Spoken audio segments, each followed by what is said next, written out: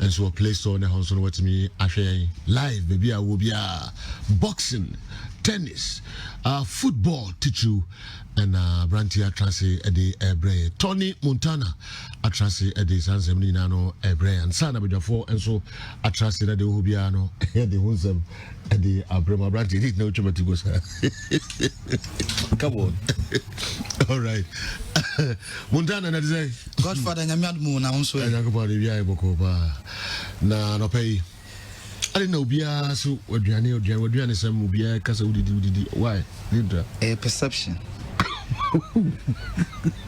a perception patron odi ade na si ho na wadi na asa I do so be we hu no a perception why na perception obi o kra ma tu aduane no dey am si starting no oba beto se medidi ewi o se ene me imagine say na aduane ti mate miki ba betrase na ya hwe say a perception okay all right because me ankasa wakase mbia che mukai Mikai pa okay say ukatre me say wadi dudu ntino untime nto abonte aduane because so to say enso no cre this is no fie no ade ma ene na te hono wadi no cre wife to me ye enu am 2 cups but me di okay so akatre me Mikai na perception if any the Mika show no Tony want to clear we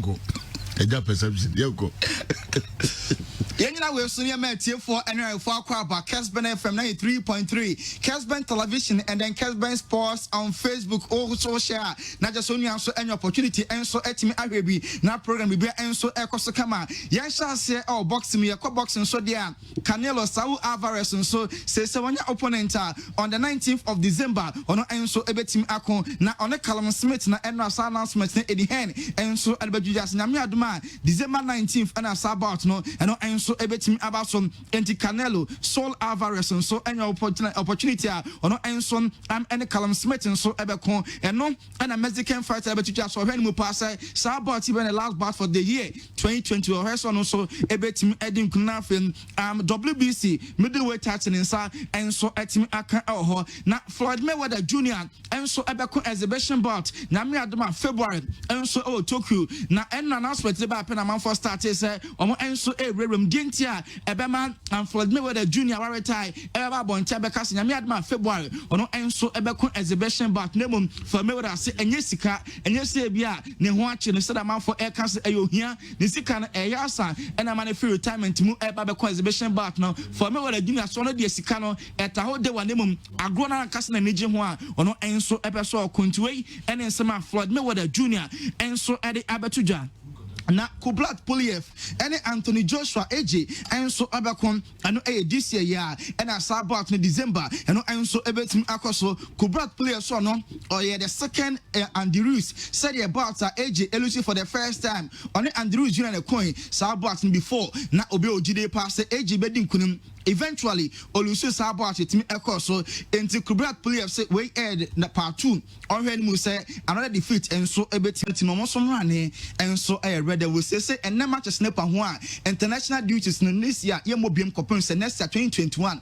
matches so ebetim aba so coach ni say 2020 there ekoye bad luck here Emma Hazard next year or when pass obetimi afa no ntuma pa enso etim efa na Ngolo Kante or France omo aso yesese ono so na nkwan so a oba yuka besi akan edi amateurs so gide pass afu nkwan de Chelsea Premier League no omo enso ebetimi age edi so mo na so na Asma Begovic a former goalkeeper enso Emma Chelsea or say Edward Mendy a Chelsea for the ban aba be a good signing wa Chelsea am an important addition edi Emma Chelsea or a delight to watch so the poor man edi pass Chelsea for and so ebetim alusun and any modern man say goalkeeper Edward Mendy ba Chelsea no ono enso ebo ema Asma Begovic so am ebo na baswa and no enso enye Freddy Agrokra na Frank Lampard say anhwa na wakokonya problems kakra because oko Chelsea am players ni bi am international duties no ebi Eco Prime Ben Chilwell April England am match am lusu ye wa Abraham am Belgium esom kaminu a am enso entim ante sanso ana Thiago Silva enso emeki Jenny okwa Brazil ma South America qualifiers no ono enso ko bobi at his age sa kwento long distance no entim emmo no enti Frank Lampard edge no say obetim Thiago Silva red say players no back four no ahwe an ensachaye enso etim aba e di ama Chelsea omo enso next game omo any Newcastle United enso e di FA so na Joe Cole a former player ama Chelsea also Ojide passa full and PFA player of the year no Jack Grealish obo Emma Aston Villa no ninsa ebetimi akonsa kola no form no anodin enche anasisi we ba na we ya ono enso ebetimi afa player of the year enso ho na since Sir Alex Ferguson every Man United no Sergio Deba and Sir Man United for Aboka signings over £1 billion. £1 billion. Omo Esther Sars BT say Di Maria at £67 million. Paul Pogba 75, Harry Maguire 80. Ninyan the departure of Sir Alex Ferguson £1 billion no only 3 trophies per no more answer. Departure so na also only obey our home Tony medase pa Montana de Tony Godfather Emraso se Kwame Mickey and so bedi dwa kakra emu hona na mecha de no me de ba ya na fi 20 cities no a title na fi bibie ko kama o hwe Kessben television sanso na utie Kessben 93.3 Kwame Mickey minimaria woni achi o ha so sachi minua no so nim sa me nka me musa so wo de minua no tini di nkomo busua nkomo achi ntimi nya onua minua mo hene se enye se different mothers same father sa ai na mo bibi anzero bibi ti se de woni mi bibi ta di viso na se enya fo nyina na se na woni mi se o se me no se kakra Eva. You ningus just. Second, nani Adam. Second, na sasu nyina kwa pepe. Just ke say second ni yera hwani. Into only rangis muse ana. Only rangis muse. Only rangis muse. Oh na so ndo o chiri. Nani Adam. Nya busa ba ko. Tini edi busa ko. Wo de wo ha de Mickey na some de me any some so na de na de man de good Malcolm Black Friday ya kabusa Wednesday it's Friday no no me di come no Osman Carey no come on na on na de papa na o say that come on say no man no am to no officer you okay so be ne so be bury as obi or lack to no mafufu yes and just why bonny no because why bonny but quite of us one the that time o see the year friend say onko jata de ma no na one first can no office no the this go jata de na je no ba ko no cry se we yiri nemo o yiri ye ma we o se ko jata de ma na into on some first can mre na o de ko jata na go fi no to ade o mata de ego na mo de to atade so bro nya me pasara to ntade na skana kakra enso Mickey we na me tono skana nso ntifa kakra minister bia no for skana so kakra preferring now to what is you I know so kakra who is the girl you know you say this girl wa fino ba mi obe defend me ana le refi do no oni u ba be dingo me try more than friend come na ta di bi na me nkoje office ono first can come na first can koje oba atona ta die no all pam na o this can e mana ko koje no so this was some sunny bomu e bro asana ko jata na ko no what kind of life is this life free when him say Malcolm Black Friday no enya Friday nko ti say do kan Wednesday no na coffee enya Friday do to me say kire moda na time na me free me too kwa me ye nyina ya ba adwuma me too kwa I love too kwa ukoye juma ko to tonyo ma so ankofo e me de ko ma too kwa uko basano batara coffee no neska o he Dako, Granny say, boss, Baby,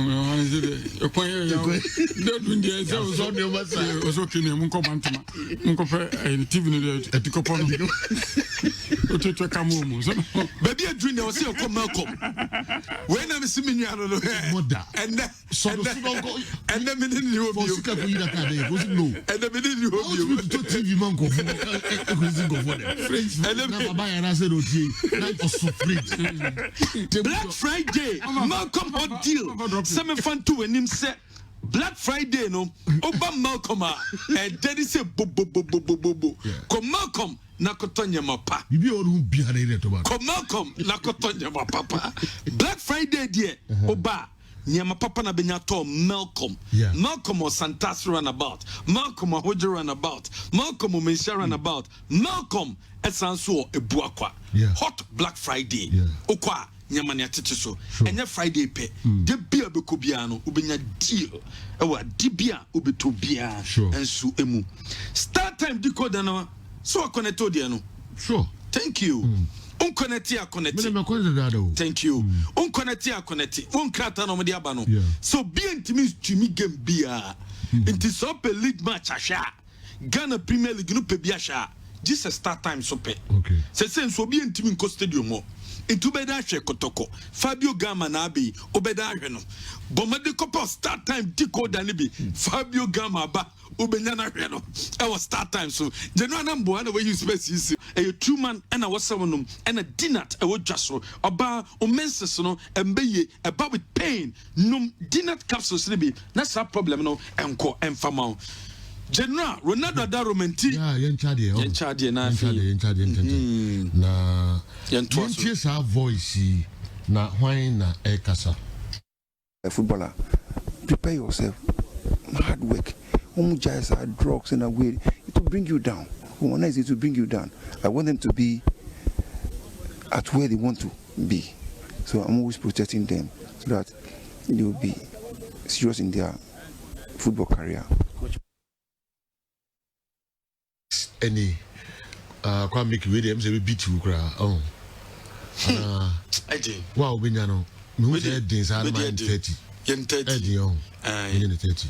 0244263902 0244263902 Bema 30 cities Ronaldo Adaroma Virginia USA when we chose here credit 30 seconds on for Remy Kwabe Transina winner no okay Eba abegumbe pre J Isapon there be Ket Okreku Tony Loco. 30 seconds Aba. Oh, so this is okay, the entry. Okay. Do you call like Babasha? Don't call Babasha. Nah. Confirm say a Mickey a year last. Fill out the man, you know. On there, you know. On in his cigar. But can we not know young call? But oh, but can we not know the nine? Okay. Babasha, we are all now. What's your town, Babasha? Okay. Oh dear. No, Babasha, we are Baba. Maybe I was about. Now, yeah, we see scan after wedding. Now, for some of them, no, we go here now. Obviously, you know, cry. It can be possible. Say, I. What am I making? Some have a ball catch there. What didn't you? Mama almost over friend. My name is Canina. Mecca figure, no, initial figure. And then after he did Bruce Ron, did Bruce, no, you could see your Vanama. No. I ready your group of Kwabiki. All right. I like your Basha. Sergio. Trust enough. Sergio, yeah, me and my Mr. Bonsu. Maybe they are Bejano Kayo. Oh, Urana. The French foreign editor in Abeba. Oh, Abiye, La Proca. Women, they are Mr. Bonsu. I will Bremai Park Cassiano. Okay. Mr. Bonsu, a year about so many da. The French phone in about Pomo or more. Okay. Sergio, House of Folk. I feel in Yamiadum, Bibia Eswatcha. Esco member how? Oh, said you are ma accurate a year. Said you vivid report. Okay. Authentic report. Okay. The right report. Say the Koso or how to focus. The Koso in the say, your Koyomo test in Ra. A resource number. Omunina say you negative. Negative. Even no aduane wo hokrate ya twobia dia test bia negative. Menu kasa house yete ni sisi. Good news. Amania so ewono no. Omo doman ti nyame ya duma enne de. On dey move up. Okay. Omo so mo twese se wo yete test na wo nkrata bia se yedema wo di adanse bibia nti wo bi hia doctors ne mu wia no mu move kwabesena kwakra plus menu pena na nka ho design na Roberta do omo de no manya o mapeki injury ti no mo do no mo nkran so report nche se nyame adom so doctors amom green lighter also has a bomb to join wo Nyankopon ne danase se jo mam ko people ne so people se ne so 10 me ko people fe ne Pierre Kona bedie wasi Jankote du club to Accra au Setemon Komate a tutillé la visite du Domalé c'est Joe wasi has wachana se mu firi mo batu tu niama yi Pierre Kona bedie no okay wasi has ha wachira makumu no se mu firi batu tu niama yi sana panoka okay c'est Joe la proca was bon arvé de Brazil player la Soprasilate de Bechemo, la Kimfesa, la Chac du Elimina, la Douaps, sont sauté la part. C'est Joe, la Proca, c'est Bechemo United, Kimfesa, Elimina Chacs, et Bouchon Douaps. On a une manie au Brésil for Nassano. Nous has un média mané, aïe, Brecouches, idée. On est au bois, ça ne peut pas non. Brésil, non, Nabano. Kimfesa huna mane Drops huna mane Elimina Shaks huna mane Mare oyade accept people na neka okay wase sa ko fu edo mu do mu huna mane nemum tima abranti ntimi nyina ani mu kura to baby bi kura has of mediama na Brekum Chelsea okay na ai boase tim no yo sa na people na kwa se jo mame content we Botuk Express wase la afunu la topée du club du Accra, Frissa d'acteur, de la COVID testé, la moi, de couleur, là-bas, à tout la main, se posséder encore, encore. Aussi, yé, Fumuba, a fait une wassan à Homé. Fumuba, fait une wassan à Homé. A Hotira has a cum, Hotira Pernier. Fumu Frabe to Nyamay, Botuk Express, no. Say, Joe, Fana one. Do you chat? Abriye na Mickey onfa winner numre intentem na c'est donc bon arvé de Brazilo la Towote la fille à moi chemise toute la main au jeudi hôtel à côté fellation valeti la toi monsieur Abouye parce que Brazil player non waba o banosone ire ne banam c'est jo jeme was Brazil player no wabo oba was on in the year in the bahan we do munam uka kwa so si ye akweba kuno bon krofo eka o I was him abrie ne kampacho o posi player oba o so yere nam o so ba nam e jo be kuno bon krofo ne ka sa na people no ka sa ayo all right confess bon General voice na wa pa jo meba oba okay no bia oh kwame na ne sam so bia baba also oba to bia me allow say also bia e ma me ko be kwaba covid Razak Pimpon Jay Sapo Masa 2 minutes out 2 minutes was it easy say translate is it satam sa chu all one na ini na aduane ne drinks ne si 4,800 48 million okay and na Miki asituaye Pimpon Pimpon on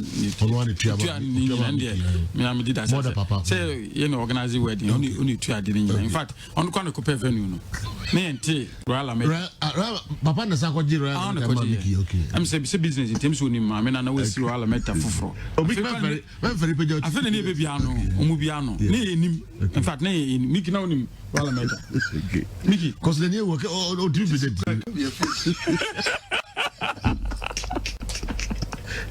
no nim wala meta ntia kwa na adwunu ho se mfa reception fa nko University It's a dominant. Yeah. Tia Junjun was I do a granite city. You're a car branch. So if you can say, free. Oh, no, Panasu. Madame Fubies, nice hotel. It is that I'm called hotel. No more touches floor, no man, Bontino. Yeah. No more, a coy, and it is 94,008. Neither. Papi, Edomino, Chamai. And a coy, I didn't even. It's a making only Panados. A young cry. Never sat time. Satam and I, you jump power. Sports college, no one. Hey, and I'm for Kumi. Because I minister for Duku crowd by. Yeah, Dawson. Lawyer. Kum. We said, do me marking a number. No, yeah, numbers at time. Never saying. For the perfect and answer. So few blood. You do many Panabroso. A broso. Now, Obisabo, where you know where do you think as on copper? Necessary order. Doing for front. My minister could in any 2 hours. Some fraud to buy. No, Messiah, you're doing for fraud. You know.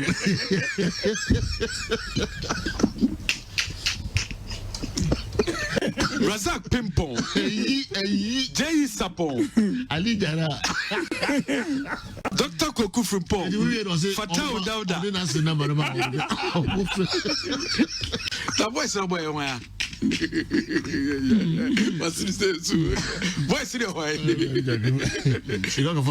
Midfield action. And when you go to our head, if you take Kessben 93.3, and your phone now, Ewaha. Your messages ka krabi na fi yemfa foreign stories no ka krabi na yemrefie ebehensma ekoso ewofie Facebook Queen Juventino on odinka the code to be bansa. Okay, so say please, why is the GFA using their logo on the GPL? Or doesn't the GPL have their own logo? I want to know the reason why Ghana is using the GFA as their logo. Ghana League using the GFA as their logo. Ghana is using the GFA as their logo in the Premier League because Spain, England, Italy, France, and the other leagues have their own logo and do not use the country's logo for their league. I'm watching you live from, is it Ramshed? Okay. Dutchland. No, but Dutchland. Okay, Daniel Ajinu with this type of performance, what were they expecting? What were they expecting? I'm watching you at Prisia. Oyibo Boateng at Chumanyi, watching you live. Has a Joe Infa Sike Akono is not a reliable coach at all. By the way, let me warmly welcome Fabio Gama to the Kumasi Santiago family. Fabulous, the best. Greetings to Honorable Ajay Anshre MP Achuma Nwabiaja. Darling Asabi, good morning, Sergio. Please, when is afternoon show returning? Okay. Kwabena Afolabi, watching you live from Columbus, Ohio. Greetings to the entire crew. Tony Montana, more fire. Kofi Richmond, I say, Odifri Apia Du Kokobin. Blissful day indeed, with the finest on your world of sports. A heart of folk. Our heart and support are with the Kumapim family, the club of the century. We know surely this year will be very successful one. Fabulous. The best. Hi to all Kokobin Roman Catholic Church members. We are a friend of Prince Edu. I'm watching you live at Abu Dhabi, Pay Tiger. All right. Nana Ajay Hernandez. Also say, I am quite large Mama Salia. If you want to Bandaland, and so the defeat of the Black Stars in Sudan is not surprising to me. The Sudanese team didn't perform badly at all in Ghana. It took the day I used ingenuity to get 2 goals for Ghana. Nana J. Hernandez, good morning. Tuning live on inside Barkasi and to bring back the love no any Ghana. Greetings to Akwesi fanboy and all right. I see to Daniel say I'm happy today because there's a lot of boxing updates. Keep it up. Okay. Greetings to DJ Phils. All right. Mohammed Ibrahim Al Hassan, SA. Good morning, Kessben transmitter. We thank God. God bless you. It's another day. Blah, blah, blah, blah, blah. Okay. And also, Abdul Sata. I say good morning. I'm watching you live from Bokrom. Okay, Kessben Sports is my favorite. Thank you. Abdul Hamid Aswase, good morning, Sergio. I want to tell my CEO, Nanaya Mbonza, not to entertain attention seekers. Sorry, so hear me, pa. Because his achievements within these few months is giving a lot of people headache. And Michael Abebio should also apologize to the entire nation because his comment on Fabio Gama yesterday was an insult to the nation, Ghana. Wow. Mami, can we message, now quickly, Emra. On what grounds did CK Akono use in selecting the goalkeepers? If your first goalkeeper is suspended, I thought it would be your second goalkeeper who will be in the post. But why a keeper who wasn't even part of your plan be in the post? I think the coach is on top of player selection. The Black Stars, please tell CK not to call the second and third goalkeepers again. All right. Enti mami hear Michael Abebio message this is here quickly. Na fi ye mehwe se yenhwe do kan. Okay. Michael Abebio na say no dey buy no say or insult to Ghana for nyina no. I don't know. We will find it difficult to beat Sudan per the game I watched in Cape Coast. We didn't play as a team and it was the individual brilliance of the day. Today, he isn't part of the team, so who will use his brilliance to win the game for us? Yesterday was exactly 17 years as Samuajan made his debut for the senior national team. Okay, my man baby or can be far. Fabio Gama Hono. All right. Okay. Okay, Osi, please, let's be honest. Which good Brazilian player will come to Ghana to play? Are they saying Corinthians, Flamengo, Grêmio, Santos, and other teams didn't see him? Mind you, they even have better scouts. Saying Okafa Fabio Gama ho. And Abranti say insult inti on apologize. Young Comra, now we know.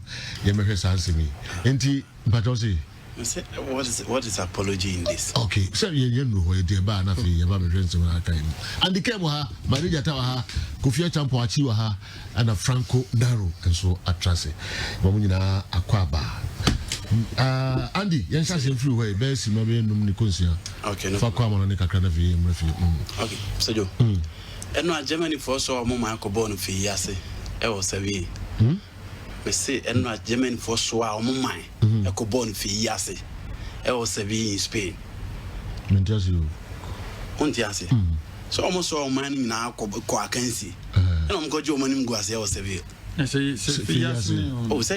Battle of Fiyasi Battle. Yeah. Oh, okay. Of those in Samanko, ni Fiyasi, Charles Makati was a rocker. Did you see Fiyasi lose battle? The original Benny in Tim Jacari, a Swanee man, a Cobon Fiyasi. That is the original. You were defeated, yeah. Yes, sir. Okay. The Battle of your Tim Jacari as one into the Joachim Löw. Germany man. Obeying Christian Heights by bringing Nick Opoku, the height 1.9 so how is sealed. In 15 about 64 million, I have a problem. Obo Schlop, Obo Tarek, America for me no more on chain, and Obo 2 center forwards, Jordan Kuban. So Obo 64 million. Who does the creative part? Why never connect and Krofuni to the attackers? There's no box to box. My issue is near Majid Ashimeru or Timinum. So say CK kwa away ni who mumpa over 6 back no aqua or wakasu, that will be no problem. Now the one number 8 I can so the waiting as the box about connected to that midfield no to the attack. And then you about 2 center forwards. Ejina ni mu hono mo twen ball and you bom rika for me no Schlop and then Tarek on chain near about 6 for me no I have a creative hub no was Joe. Looking at this team, first thing I hono and the reason being that and from for more and I can say wakasu mfa ne 9 no adwuma or aqua mfa ne 9 no adwuma born no mo no oye born ne ti any here and born fire so e fa wakasu so na ko e fa aqua so na ko John Boy ni jiku save yesa until the latter stages. So CK, the midfield connection to the attack was non-existent. there's no number 10 will game, there's no number 8. Say Joe, how do we connect this midfield to the attack? Obo akwa ni wakasu. We obo Tareko Jirancha obo Slop. A better when they connect bridge the gap between Jordan and Kuban and then Wakasu a free aqua. And when was the last time you say Wakasu and then a free aqua I had the job of a box-to-box midfielder or even as a creative midfielder? None of them. So say Joe, oh shady a koba and one. You blockade baby and Nikopokuano say you increase height to 25 1 throughout the game. Baba Raman throughout. Baba Raman was the shortest among the backline, 1.79 in height. Hona Sudan for you see. So seeking a selection, I had issues. I had issues with the selection. I had go buy no. And the Obia Blimuno, Fatau. Now so Joe, young shed the worst screen is the CA. This was the game coach Kosiapia Ebotia, Kenya for our Kasarani. AFCON. The last qualifiers are near about the Ashes is CA. The blue shed honor. Kenya near or Sunday board go inside. Now center circle no more. The opposite ball the other switch now. Look into the Ghana backline, your 4 defenders. They are media they are shano Daniel Opare. So Tony Mumbo play no say Joe Shadi. But they can't highlight it say you can be depending on the wing play na MYA.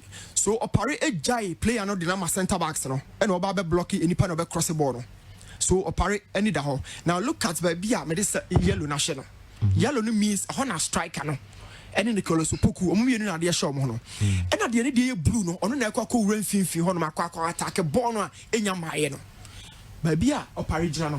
The distance between Opari and not to say free kick 10 meters. Opari am a block bono, but o realize into a jai player no man, Nikopoku, and on 1 year so Saniabasia, but to a Juma. And may refer way based on the idea say, Medica can say, you can't rely on the wide player, say Joe, young Kubabia.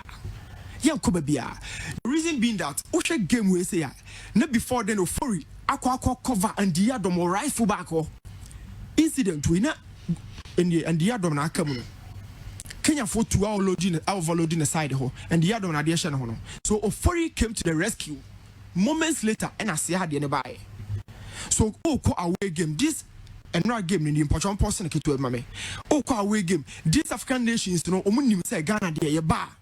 On my attack here from the chain, and anytime I refer last year qualifies in be and a 2 year against Kenya or Kasarani. And so you full back in the Baba Raman and Wakasu na show mono. Baba Raman position it was bad. Wakasu never Jumano, Wakasu came back to a Jumano. So Osha's box in one a finish striker no take the position. Our John Boy energy kuntem. And this is 16th minute of the game. Osha time was 16 minutes 24 seconds of the game. So I am saying say and conform game plan no now from the first minute to the last minute. And then I refer say 16 minutes of the game. The same mood when they go nearby. No, this is not the goal. This is not the goal. So Mumbo play no Tony Mumbo play no na quickly. So Wakasu by or China one block no. Haneme yano. Mosha Wakasu di or 10 and 100 in a chima bono and a call box room. But fortunately, Yansha situation way or person Wakasu ne Baba Raman na show mono. Baba Raman is already in the box. Okoye box room Wakasu na sabe defend. But Wakasu is nowhere. Now the whole issue in the Joe. Erosion over man tue and san wa blocking and other blocking and san tue. Do we need to keep the ball in the box and san and I say I send a defend and I say young block one chair. And try Baba Raman in the out of position when you baby on additional boxing no minim dia wa baby original. Because on mark you be Wakasu no quite no the distance no is almost the same 10 meters in a view. And so the ball will come near blame or more boxing no. So Tony Mumbo person na yenko. Now so Joe Yansha boxing I had a man me blame Fatau. Look at the angle on person Ketuabi. Fatau decided to come for the ball. And Sano realizes that no, it's 2v2 in the box. It was Sakurechi. The striker was so good, so I picked the slightest angle. So Shafatau left foot. National striker and that is the angle he chose. Na bonus and John Boy home. And now shall box in one. 2 strikers in a way center backs nature. One mark you, any mark or more. Ubi anshe. And yet, any mark or more, no more mark ye. Bako Makijuku, and Bako so mark John Boy. So Fatau knew say born or Babefa and also Mamefa. And this is why I keep saying say the backline structure no inconsistent. And why there's no organization. John Boy Mr. Bono, Obi Generechi, Juku who you know. So look at Fatau, baby, I be doing nothing. We realize who's a mistake already. Now pick John Boy. Tihana Kosa Konechino. But the striker had chosen very precise. Not about to tone it. So you 2 and 3, no say Joe. It's been a free through that than a banyan. And it's in America say, Usha go now, a fair carbum. You heard the circumstance that last Kuskosia pencil, and the CK pencil go by. So if you change no makatu no mako celebrity. The same situation now if you change no mabekatu. And so Ebani say you go back to analyze what is the technical strength of the team ya you see. And I will tell you say coach be a befana juma say coach blaster by say or ball from the wide. You fairly cross and you 2-step. Because you need 2 and 3 best support it Tarek and Schlop no 2 and 3 be anyhow. The 4-4-2 now pass bono. It is supported by the base. The base is the fullbacks. So and run on net to crown but your fullbacks men san no bench. Ash go the ni no ho. Amwaku ho. Yeah, and Dimidase. Net to so ho. There's another right back at Atama so Saba. But to me, your boss center back and oh, the same issue coach could see up your face at a time no cast could just one about 3 ho. Never barraman sweetie bench. So me say there's a technical issue at that point. So say Joe, Obe analyze the team no busa say your strength no effort or here. We have so many quality midfielders. I bet me a year Jumano nice. Coach will be a cast of analyze assess your squad now. You're holding your 15 and your center back. So we should build a team and a strength in your whole. And you say you bought the and fitted the squad no. Mari Jata. You go more on some bakwana me the submission now. I'm saying sons on the sebi was trying to say the coach for but me as lay person first of all I didn't watch the full game. Okay. Because I'm here meeting.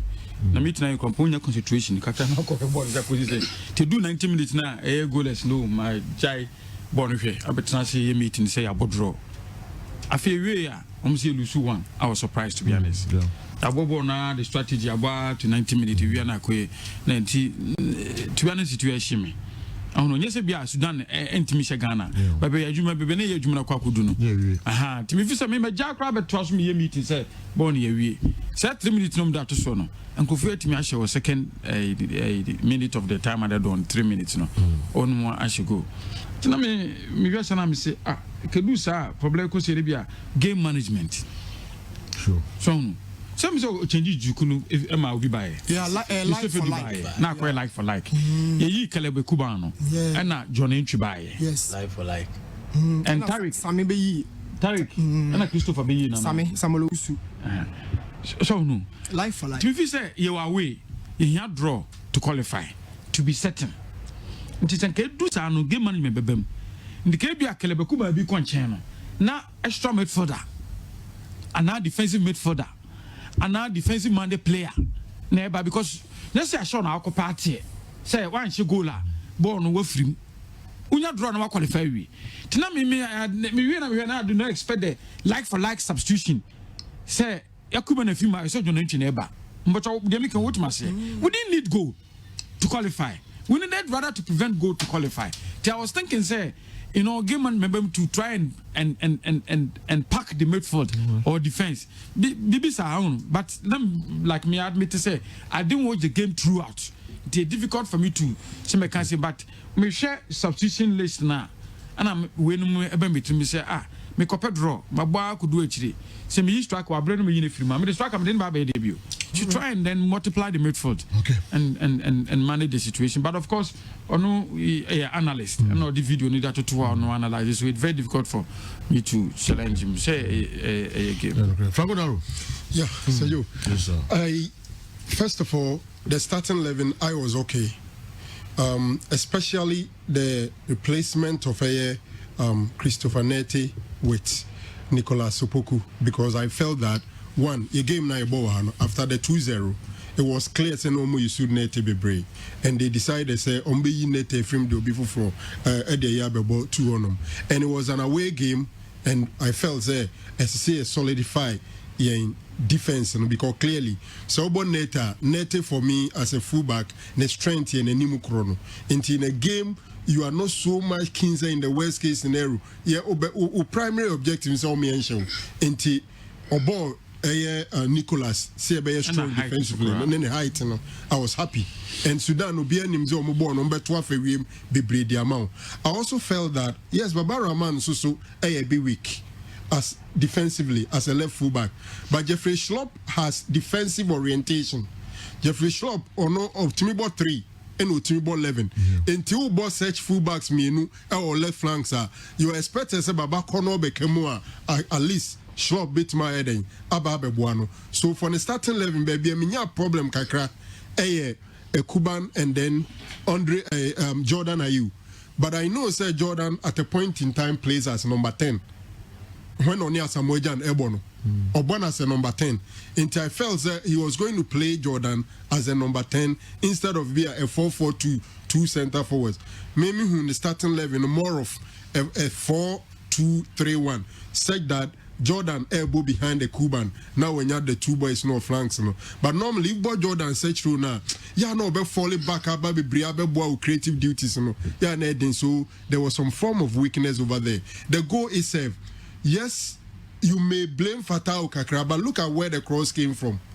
Any positions of the centre backs. My dream says centre backs in mum and omu area awareness na issue. Because Marija Tama a picture be clearly Omunu mom na say air fire ye defenders no because a wo market attacker there any kwanso wachi. So one of them was behind John Boy. I think I said John Boy na awareness no anyhow. This a born Kobe to reply the ball.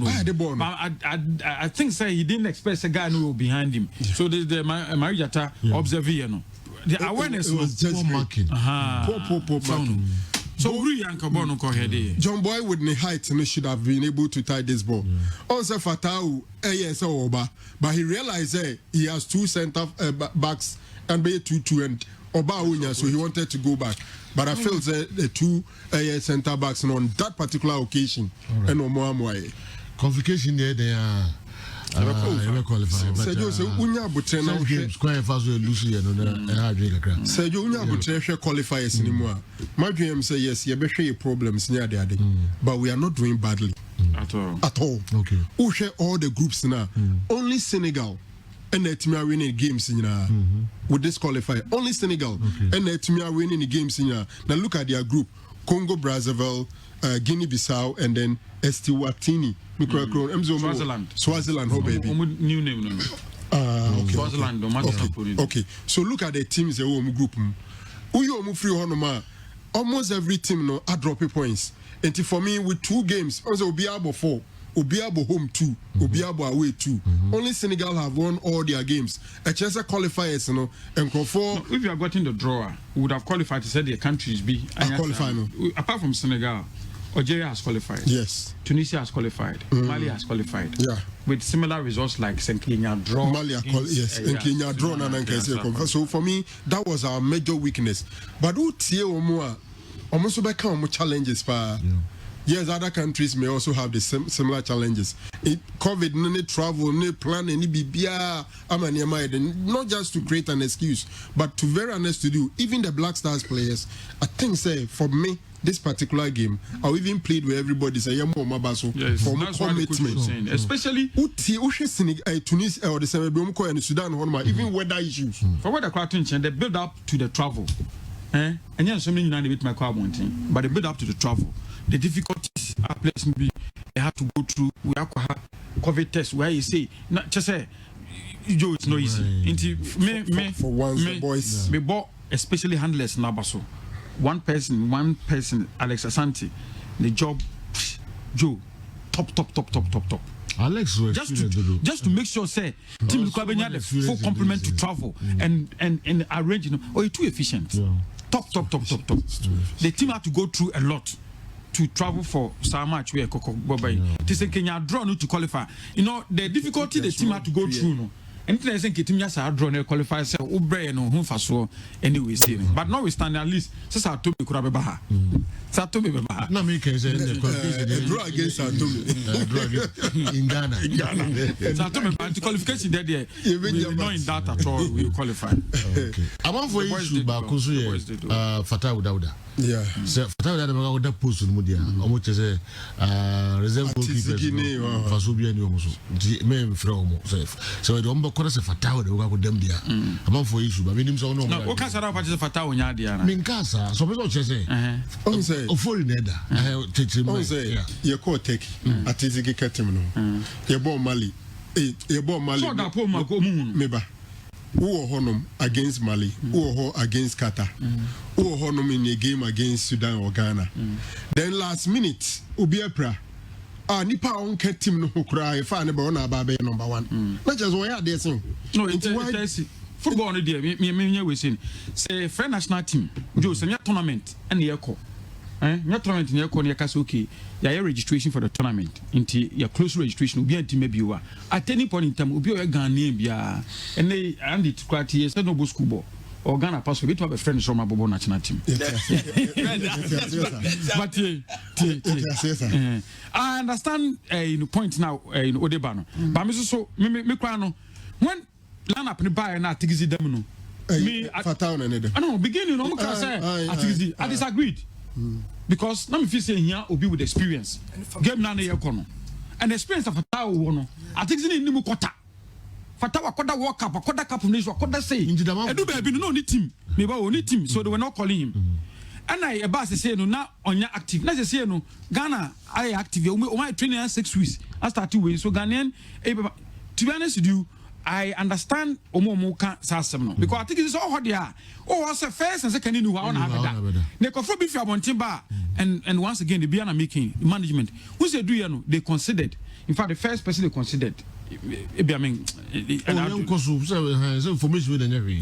Oh, yeah, because I never do it. My country, sir. Yeah, but I can say, even they almost lining up 3 goalkeepers in Ghana. Okay. Today, Oman analyze will be a situation.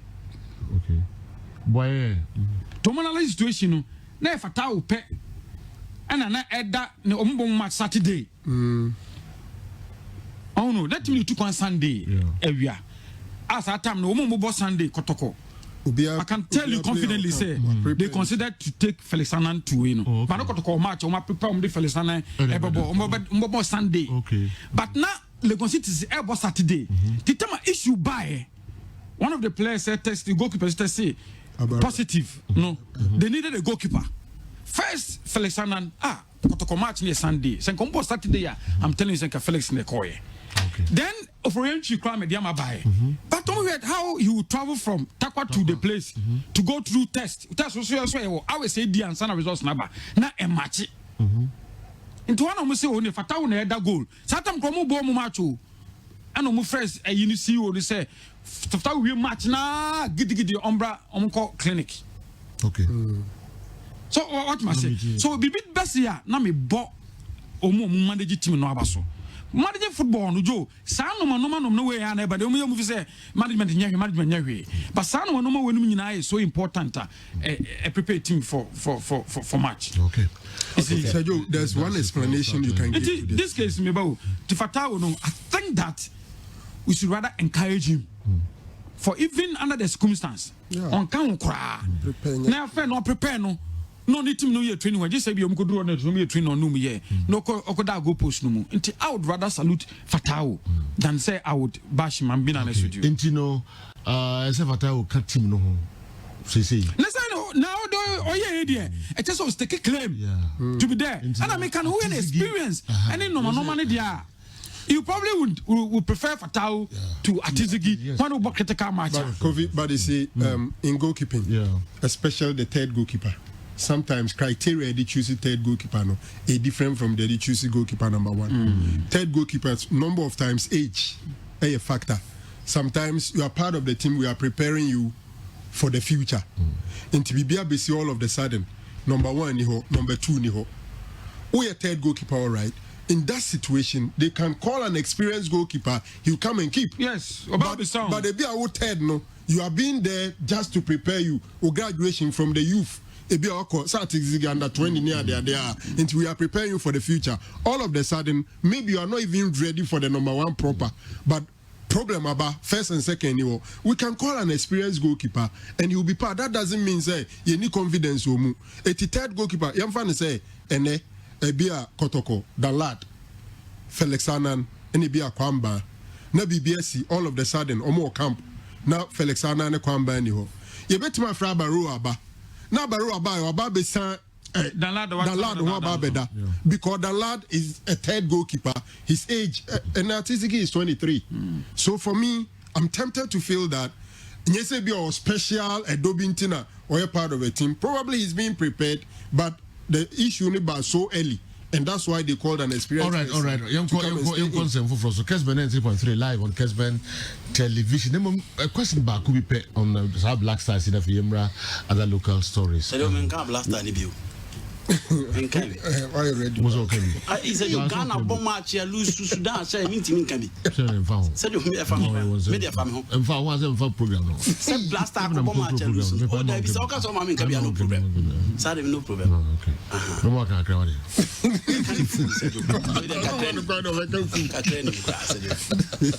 All right. We must seek a corner bad coach. So lose so much. Because messages are bad. Sika Kono can help us. Oh, say I call lose 1-0. 90th minute defensive blunder all of a sudden Sika Kono. I don't judge coaches when for one match in front. And this is also I said Sudan for 2-0. Until the 2-0 1-0 until we don't judge coach with one match, sir. Sometimes they told me coach in Kwampo game maybe with me no mistake be error be by. The most important thing is that you go back and correct our error. No? Sure. So that's it. You won't mean judge based on one match. I yet actually the mistakes we did. I'm pretty sure also every game now mistakes and try and amend those mistakes. Now what they are anymore. Just we lose one match we are away. Say Sudan I show 1 into 12 of a sudden we coach. No, I disagree with on that basis. Nanare. And I said there's no any best coach in the world. No, I don't think so. It makes him a bad coach. Okay. Me feel say you're realistic with ourselves. Ghana, you're a place now. You see, you're say your baby drew your weakest time, and it will take time. Qualifiers in the years are first too after match D4. So the thing is say I could lose 1-0 away. For me, there were weaknesses, but I don't think say there is a need for anybody to be calling for the head of anybody. Okay. Me Befia are related to what is happening in Kotoko. In Erika, league matches a boy. How many? 7 games, only 1 win. Draw baby. Kotoko pen matches say. Who says Saki coach? I'm telling you. Yes. Who says Saki coach? I didn't tell Kotoko about draw against 11 wonders were cranty coaching in your papa and Sakino. Yet even board members be say Omumpe Bruni. Now it's funny. As a cycle, no Kotoko cycle, from Dr. Cheba, one resource, one draw game in a fair season. We are thinking about changing coach. After coach in a recruitment, I be no. It's funny. We should understand our situation. Sure. Ghana a situation as a and Crawford about Black Stars and then no Black Stars players. I'm wondering can Black Stars para Black Stars are and you Milo Black Stars crying Milo would the team where Milo will struggle. Who the team where from Grant I will struggle with the superstars be. I say you know just say it needs to be because they're Black Stars. Once it's Black Stars, we should win. You have players there. And no money. And they are. you know, from Kakra, Yeah. and then the coach is trying to get something small out of them, but don't to play. So I think that the coach is doing well. When him say, As my base said, I was Felixana. We 11 wonders Kotoko game. Yeah. You saw saves of Felixana. Yeah. Much about you know, I think Blast of Fokofano Koya. Who make those saves now? Oh yeah, against 11 wonders. I think he would have good. Sergio, you play football, no? But yanti a situation as unfortunately for us, your team na yemre. All right. So Samuel Uzumu, and one him say, Wakasu for me was my man of the match. Omukra, Oma Abba, yes, Omo Rio Munkoyin, a free aqua Felixana, John Boy, Fatau Dauda with the key performance. Etomo Mubemu says, where are they? All right. Yeni ko kakra nche besa ediga enso kakra. Yebeko Andy Kem ho na Andy so de no aba. Kwa miki wo local source ba ko bi ho me interest kakra. O se na ya mponsa ene Oduru Safo to kiki ofon so. O ba me kan nyina ha. Na fi minim messages e ba ya se mo one or two ebisu. Two messages. All right. Na fi wa ba ya no so waduma. And again, Maminti, you have to make me local songs. Mejitum say a blast at above him, and that is the reality. But I did also Ghana for a TS and say, Time Zambia for the Cup of Nation, or man, Cup of Nation with the Galaxy of Stars. Time at the Ivorian said in 2015, and now Omodo Bamunina feed out. Again, Cameroon for the AFCON, or man, the AFCON with Galaxy of Stars. Nigeria for Ejeno, it was Sunday in Ba Emmanuel Emenike Efe Ambrose Nigeria. So Sergio, in recent times, AFCON, you can have an average team, but team play, any coach's tactics or more than teams in a more. That is one. And the issue about your team now, about firm, your new quality, no, Sergio, that argument for me is misplaced when it comes to winning the AFCON. Again, the issue of your team now, any players, this is the same team the coach will start to go and win the AFCON. Ojitum and Oji. Moreover, ye boy against Sudan and ye lose. MSC and your bad coach, I agree. But Ghana for you, international national team. Say your national team, you book games upon games upon games. Teams are a team is open and answer because your games now within Jackas for. So what check here? They be a bar countries are magic cup of nation team show me in recent times. Nigeria, yes, show me in 2008. Tunisia, ye team show me. South Africa, ye team show me. But the last time we met Tunisia, we hear from South Africa, we hear to me where nothing shows. We played against Sudan, and we just beating South Africa 2-0 lower. You cannot be that. So okay, born now. Maybe we beating them, but okay, born now, born now. Nothing sure we can beat them over there. But why cannot be that conclusive? Sejo, me see we hear born now, born now. You born against Sejo. Say Ghana and South Africa. It's the point I'm making is that almost my son still almost about to say in Sudan. And Sika Kono told the whole Ghana that he is calling John Boy because of emergency. Ghana is playing Sudan, and you are calling John Boy all because of emergency. So no, Ghana and Sudan they call player for emergency. He came and was he able to find a solution to emergency? No. Want to be? Said before I remember in terms of play and how they set up. Your national team, even the weakest opposition in Africa, we cannot beat them. Sudan, I agree. Anyway, Sudan is not the weakest opposition in Africa. These are no facts. Fred. That's number one. Number two, Ghana has beaten Sudan. We beat them 2-0. Until your statement is inaccurate. Say the weakest opposition in Ghana, we cannot beat them. First of all, Sudan is not the weakest opposition in Africa. Yeah, but these are not facts. No, I'm saying that. No, Sudan, the weakest. No, I'm saying that. Your team's not no more bomb saying. Ghana call AFCON. In South Sudan, Sudan, you better tell. Sejo, Master America, one team, and I'm Sejo. Carry on. You call AFCON in 92 Cote d'Ivoire, say. You call in 94. Almost I say.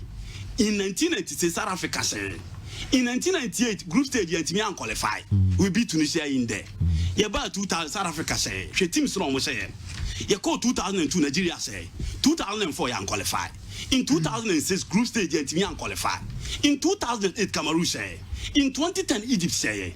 Now the next AFCON we were beaten by Burkina Faso, we were beaten by Zambia, we were beaten by the Ivorians, we were beaten by Cameroon. Into almost any countries are only a cathedral in African football.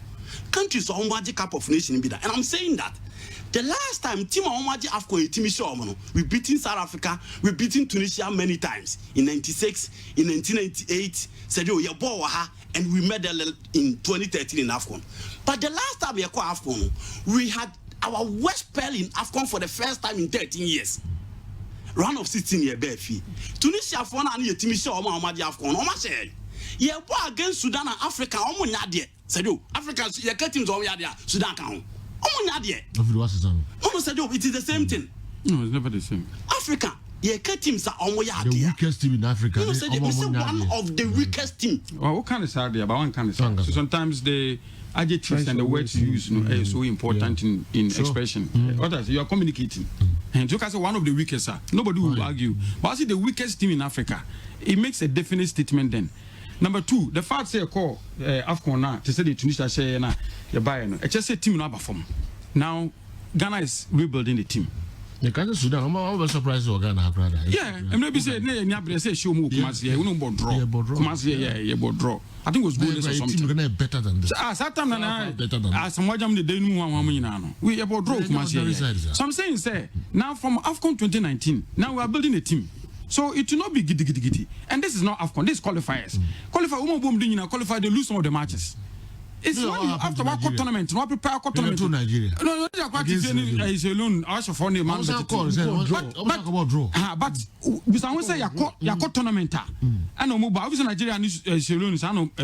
You prepare your team. Qualifiers, don't fail team bar. Maybe 10 days. Now the map match 1-1. But you build a team for tournament. So the happenings in qualifiers might not be the same as happenings in proper tournament. I agree with you. I wrap up. Sergio, we are building a team and we task the coach to go and win AFCON. And I know it is the FA. That's in 2 years. No, Fred, I want me. You have me article. I'm working. Yes, AFCON 2 years, 2022. And nobody to me from now. And no start time, nobody to me the second level. And what's wrong with that? And this is a coach who says that seek any game now. What is his clear cut plan? Are we attacking? What was my question? Now, what's that I could do it? No, there be. Why have we taxed the court to go and win AFCON? I'm saying that the AFCON is in 2 years. Yes. And I'm saying that it has no clear cut plan. Oh, I said the AFCON is in 2022. And you build. Yes. Now, you buy. Start AFCON, you about 4 matches. Ghana win 3, you lose 1. Sika kono about 2 matches, we win 1, we lose 1. Because there's no plan. How can you be? And let him to me bomb match. Against Sudan, have been. And this is your boy. He will deal with individual brilliance. No matter 2 goals. No, Sika kono no. So be fair players from you good. No, I'm saying that for a team to save the team from individual brilliance, and you having a clear-cut plan for the team that are 2 different things. Plan B to study. Oh, Fred. 11-21. Yes, 11-21. It's been to Asubio. There were other stories. Yes, I want for Ayana Yadisa stories in the BC later. I said, do like a place. Can you call Francis from IT department, GFA, to educate us on registration of players, or if the ESCO member can also help us in that regard? I'll be grateful. Okay. Evelyn Insiasari, I say, is it? I feel the one so be the man on so forward the Bremen. I don't know. Evelyn is it is yes. Is it a hearsay or Naro can confirm that a board member said we should go for a white coach? It is never true. Board member Santi Kotoko, Evelyn Insia Asare. And so that we but sometimes narrow. Evelyn, Evelyn, sometimes I am unrelaxing. Now I can say Asante Kotoko board, I can say meeting, I say one. And you, Evelyn, you cannot know Biaji. You know this. When you command for the day. No, maybe our man in mind is not true, it's never true, please. I am relaxing. Yes. She does not represent everybody. Well, Frank Amakase, a board meeting, Amakase.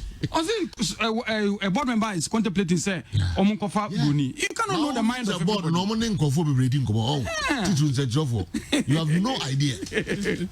Sadia Uno, who are not doing Komono, Sano, we should not be doing Komo. Usu Jada okay Karo.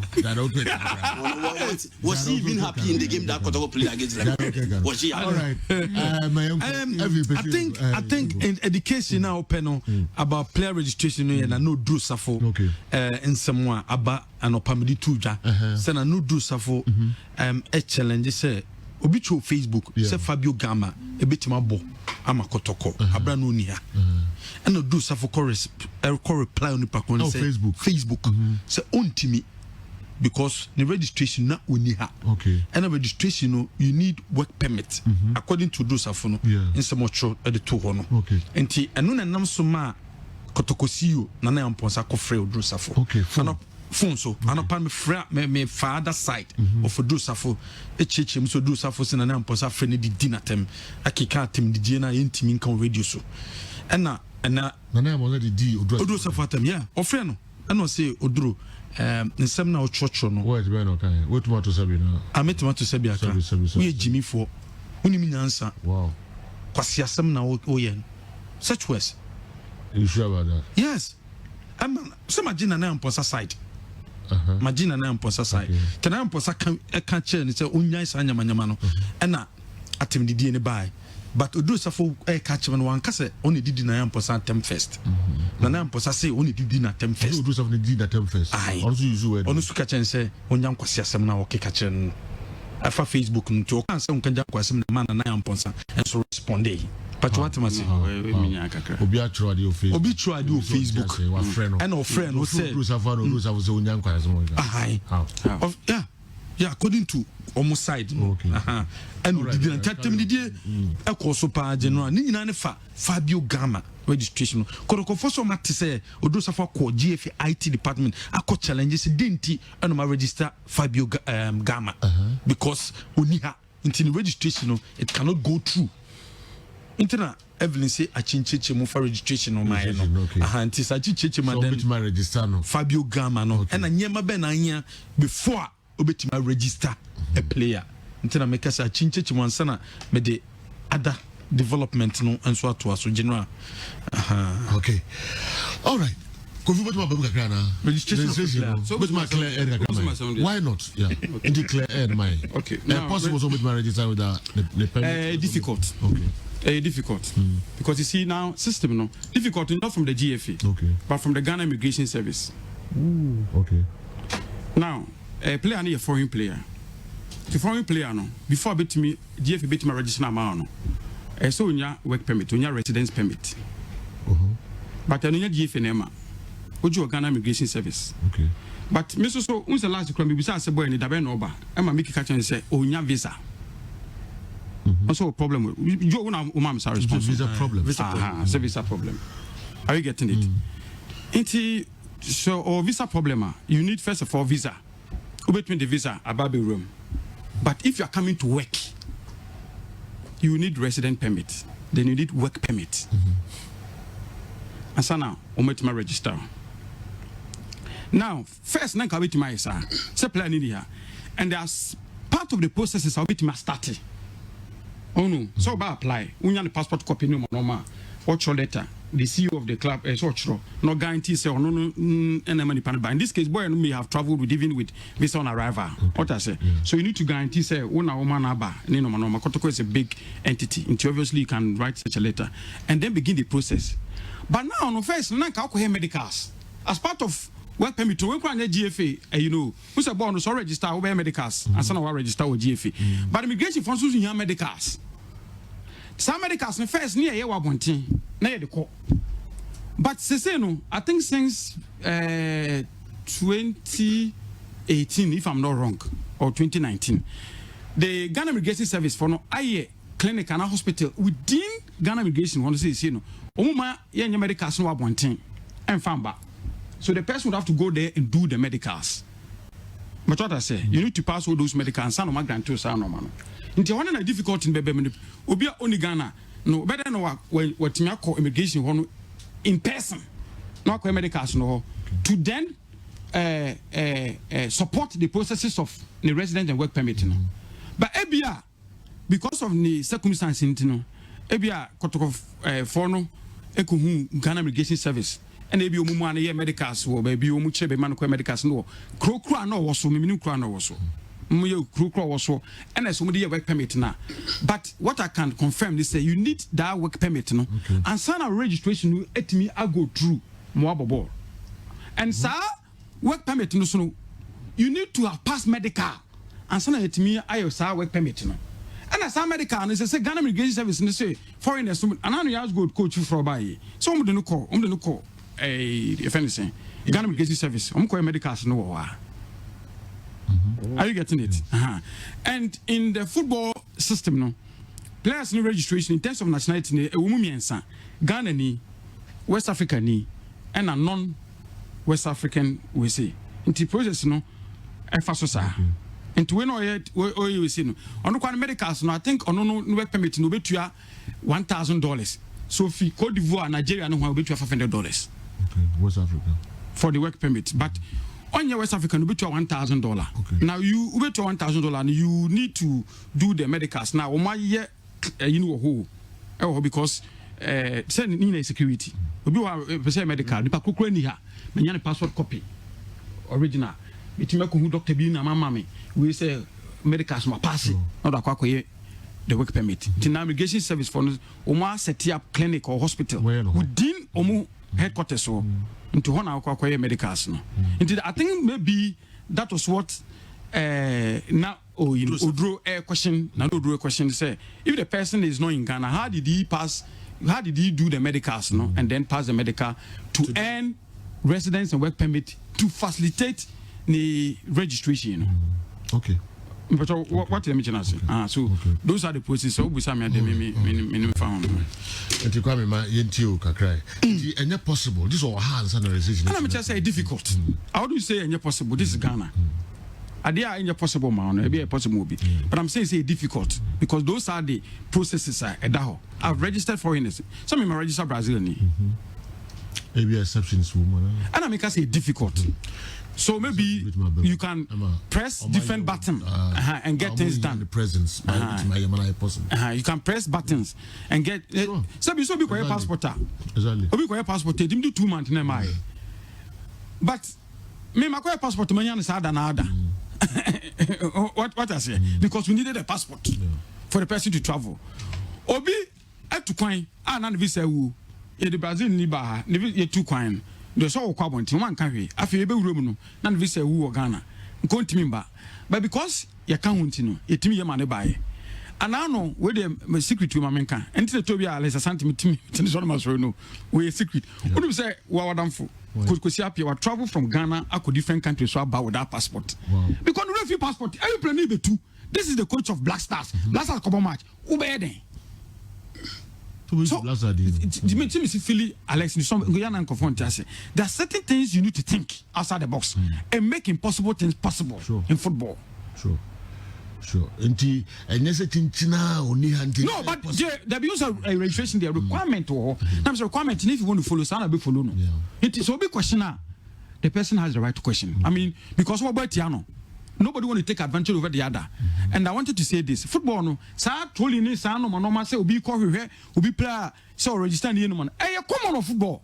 Until at the point. If somebody is doing that, there's nothing wrong with it. Okay. Yantuaso, Evelyn says so he should make it as a conversation between himself and a board member.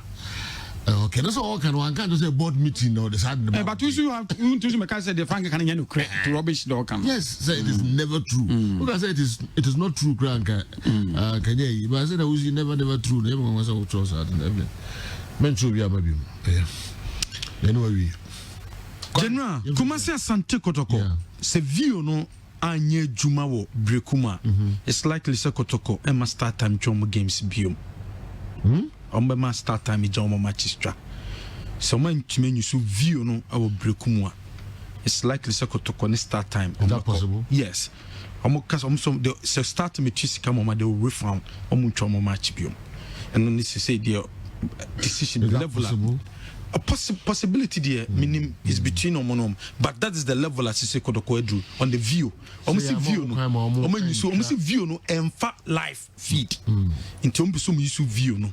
To say even say GFA no and then start time form Peninsula jai biom free start time sponsorship. Okay. Don't say me saka na me ko bisa for Nana Ponsa in common na development we by another development a budget akotoko they call Africa no.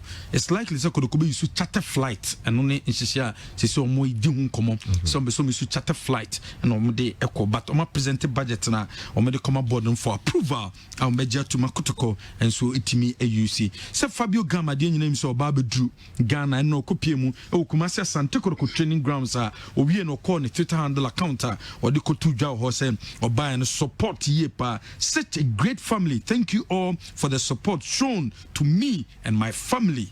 It's an honor to wear the jersey of this great club, Asante Kotoko.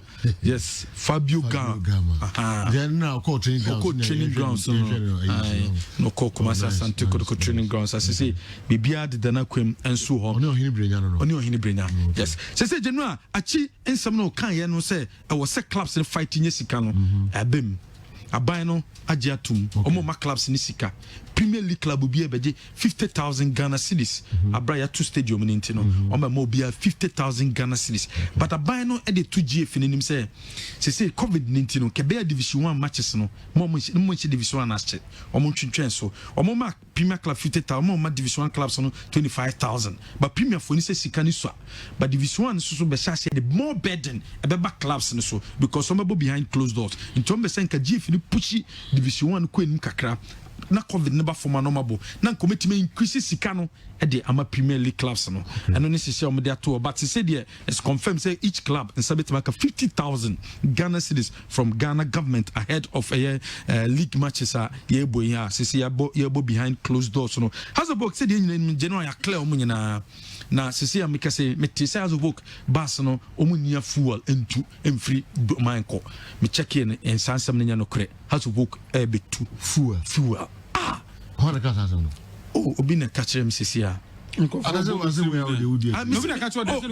send message by a line so say and check say has book Akadoma because na me ko check bibia bless new officials in January na wo ta be krom to ana fuel omo ye okay as say has book e free doma e ba be sen akọ nkran no makọ prepare for Tuesday game da womenim and na 20 of Morocco ane omo main team e baba Ghana omo baba Ghana no money the Black Queens ababo enko vacancy no masase ne ane under 20 member man so abo nti make say coach no release players omoko camp ahead of sa friendly game wa Morocco for eba bebo and so ebo Ghana January yen fancy nti because your interviews Mickey like nobody will be related to you number some can say you see first Nana we are brilliant ideas is working and that you know number so but football sometimes so nyan to watch kakra me find say the odu safuchu no crampo no a positive. Okay. Do you get it? Yeah. A alert for you to sit up. So no, because football no for a person information no. Go ask Mickey Charles and those people. Hollywood Commodore. What exactly did you write? What's my COVID was? I say Obi actually say Gamma. But no do coach say is he a registered player of Kotoko? Say this is about or alert too. So even if there's something wrong with the registration, I want to normalize it, regularize it. Mama can as in the Crampancho. I shall go. You take you over first. No, yes. Is it first match or second match?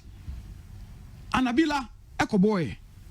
Then how to folk for a starting raising issue say on your eligible because of called loan and or buy. I didn't go to fight how to folk. I rather went into the documentation here no man to show after how to folk Matoka 2018 it started leg now was a leg they start here no you know leg they start here what can go there say wow start first coach has 3-1 I was I remember that okay after some match you see Anabila sa for 5 matches in confront Chelsea because we are related to it Okay. It is so can your documentation here until when there so be yes na bibiana so on the match you try and take position antagonist there's football in room. Oh, you are the no be featuring any or pay way. Actually, make us say it wasn't confrontation. You shouldn't have even called GFA. You shouldn't have even called Odro. You shouldn't have even called Odro. Me abasa. You rather go and work. Say no kohe. Then I will shame the person who can alcohol no man over bobo no. No one sort of can't require you we say. I think that it's not necessary for these things. You know, assassin them to do. Antina Nanaya and Kumasi Asante Kotoko. Namika said Nanaya has brilliant ideas. Yeah. He's doing fantastic job. But you see some of the statements, especially Okrawasi, you don't believe in propaganda. In Titam do another command. If you so do stuff for can propaganda, so you don't even go there. Name not say whether you've done the right thing. No, I said what I say. But some of statements, some it maybe behind seems to aim at either a body or somebody. For instance, you are ending relationship with strike. Watch we are everywhere or comfort bonnie or try or yare phone, ma or comfort papa beto no one. Ye mass, ye mo, painful baby sir. Take it as if say strike is the worst thing to happen to Asante Kotoko. You still have to say thank you. They go to place. And we announce a befitting, it is not necessary. If you don't bring that, what will happen? If you don't bring that word or that statement, nothing will happen. Nothing. You understand? Then you create tension between you and the person. Okay. Are you get what I'm trying to say? I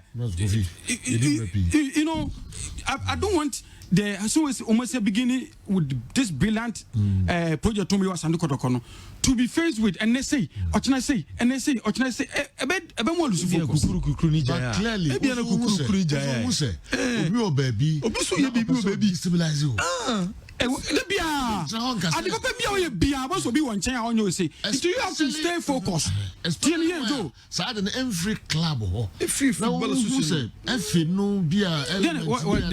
no, make a general. And I'm saying, sir, you have to stay focused and prove the person wrong. Are you getting what I'm trying to say? Secretary General. I'm calling off the game. There is no give and take any hot exchanges, of course, or view. Clearly, also, you're careful. And to be on also to I feel so all no, that's granted say even that is the situation with the Kotokone. Let's say this one coming from Odro Safu. So I say Odro Safu is a carbon. Yeah, we don't hear the team. Olubane, Omwa, every time they are looking for this thing, someone I mistake no copper point it here no. They are there. And this will be your same more alert. When we played against South of Fokuno, as I used to buy no, it rather alerted us to try and regularize the registration. I said, "Kobo, you put Kobo. We have 2 points." And I'm going to say, "No, they no be a kukuru baby and send me free." The name was our contest fee. Kukuru baby. Follow to it and remain focused and do. Same people. That's so free fee. Or fair free fee by photographers. A friend never worked. A friend on your staff way for. We ain't get weekly. Mama fee. Even now, Krano. No, even now. So photographers are never fee. Fair now Odima Koti. But affair yes staff of Asante Kotoko, do you know that? But at least no if someone a match so there's nothing like that. Say on the official something the pictures on the Nana the cameras now want to see you are all by your Juma. But no affair has gone to the FA say on your staff of Asante Kotoko matches are not if man no musa. But that confrontation said okay I say there's a suture then remain focused and do your work. Small club. That's what I'm saying, sir. That's what I'm saying, sir. Try MLB in fact Sabi almost kind of Gananka. Well, you know, joke. We as Antigua supporters do not like the way the FA people are trying to frustrate our CEO. Why are they preventing our club from using the VEO? What influence has Odro Safo to write that comment on Facebook? They shouldn't bite more than they can chew. They shouldn't push us to the wall. Okay. Baby total so them say no hard drink kakra yenhwe we free Nana Kwame eho ma me hwe Julian Caesar enso de odeba and on Facebook or say Nana Yamponsa should know that he is the #1 threat to Ket or Kreku on every day, on any day. not even George Afriye. Becoming successful at Asante Kotoko will give him an automatic edge over Okreku in their next contest. And for the same reason, Ket and his close allies, I will not wish him succeed at Asante Kotoko. Now, looking at how Asante Kotoko is making waves, enviably, they should try and adhere to rules and regulations, because I presume that the FA is not going to give them any human face. The fact that the FA even struggles to assess Nanado's offers and Kotoko having it with ease coupled with Nana Amponsa's assertion of Kotoko is bigger than the FA, sums it all. Nanaya should be very measured in his reactions to how his opponents wish to set him up. You see now, Odro Salfo's trap has caught Nanaya. However, I suggest Mr. Frederick Achi, with his matured way of approaching issues regarding the government and the FA, should be the bridge between the FA and the government. Else, Ket Okreku's administration will suffer. How can the football people accept this offer from the government, whose party is doing rallies all over? The FA and Galka can the FA and Galka convince the government? Asem Beba Debi, we Efree Julian Caesar Facebook. Hompamcho, yeah, basisia na eba betwaso de.